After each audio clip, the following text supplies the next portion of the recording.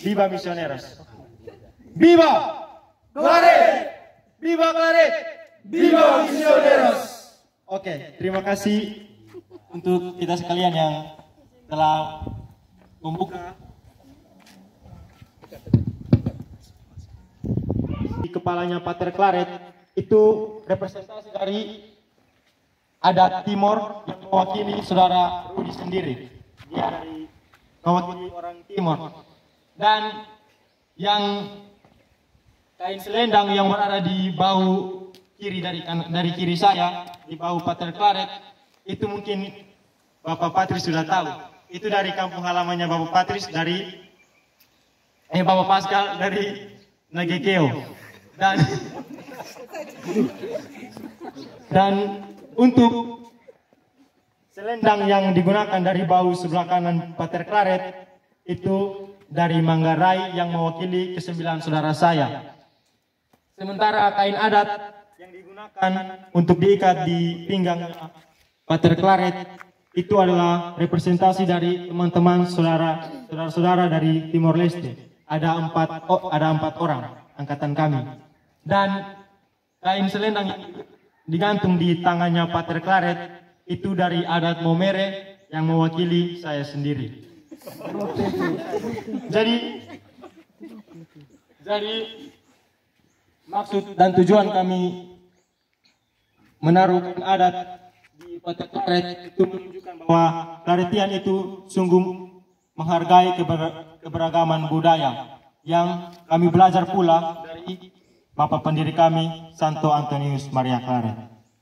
Jadi itu sedikit penjelasan singkat apa tujuan dan alasan kita berkumpul pada sore hari ini, dan penjelasan sedikit tentang tema dan dekorasi-dekorasi yang kami buat. Setelah ini kita akan mengarahkan upacara pembukaan Pesta Claret, bukan pertandingan. Tapi sebelum memulai pertandingan pula, kami akan mengutus syarat protes sebagai penendang pertama dan tanda kick off akan dimulai. Sekian penyampaian dari saya kembalikan kepada protokol upacara. Pembukaan Pesta Claret yang ke-153 tahun 2023 segera dimulai. Masing-masing pemimpin pasukan menyiapkan barisannya.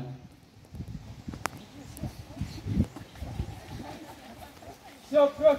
Bapak Bregas, siap, gerak. Masa depan, gerak. Masa depan, gerak. Gerak, gerak. Hadap, gerak.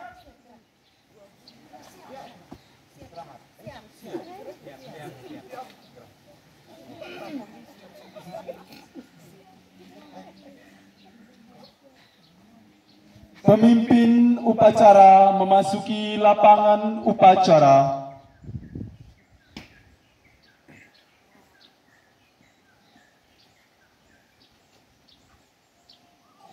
Penghormatan kepada pemimpin upacara dipimpin oleh pemimpin pasukan sebelah kanan. Para pemimpin upacara, hormat, gerak.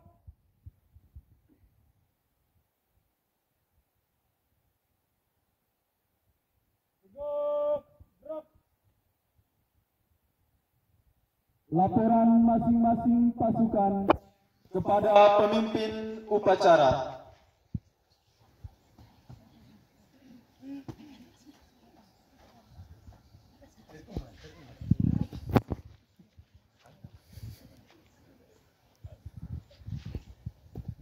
Lapor, barisan Fabregas siap. Lapor, pasukan ibu dan bapak siap. Barisan Filaro siap. Barisan Klotet siap. Laporan saya terima. Kembali dan kerjakan. Siap. Lapangan upacara. Istirahat di tempat. Gerak. Pasukan disiapkan. Siap. Gerak. Penghormatan kepada pembina upacara. Kemana? Pembina upacara. Hormat! Gerak!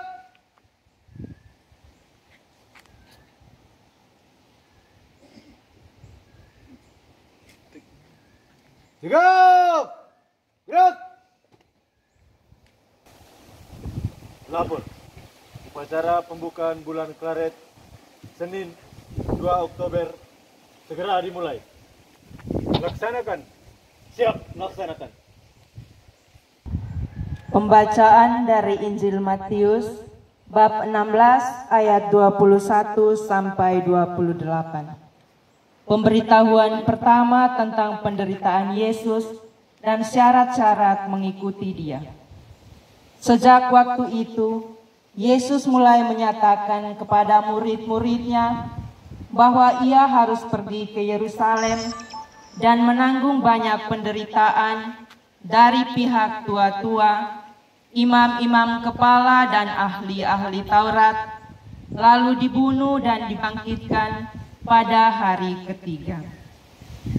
Tetapi Petrus menarik Yesus ke samping dan menegur Dia, katanya, "Tuhan, kiranya Allah menjauhkan hal itu.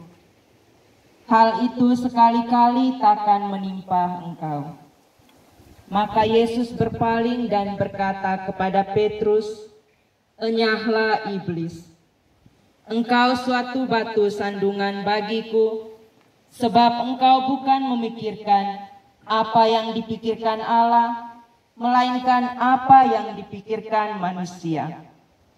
Lalu Yesus berkata kepada murid-muridnya, "Setiap orang yang mau mengikuti Aku, ia harus menyangkal dirinya, memikul salibnya, dan mengikuti Aku.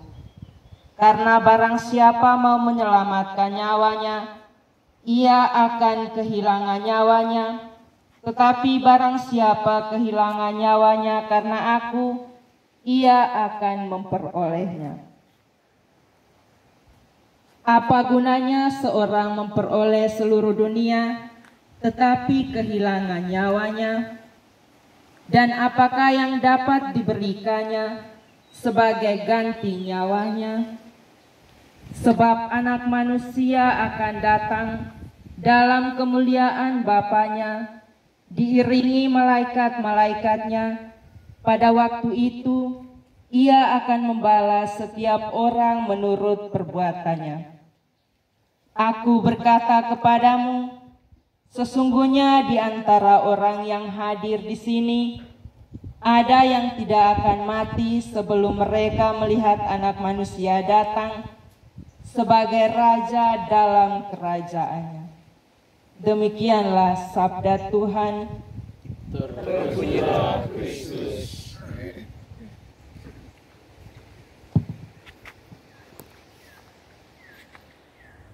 Bacaan dari autobiografi Santo Antonius Maria Claret.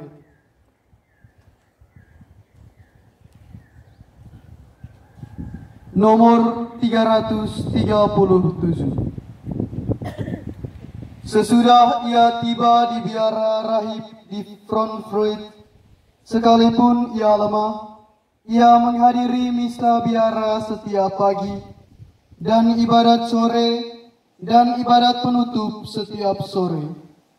Ia juga sering pergi ke gereja, entah untuk mengunjungi Yesus dalam sakramen Maha Kudus, entah untuk membuat jalan salib, atau devosi-devosi lain.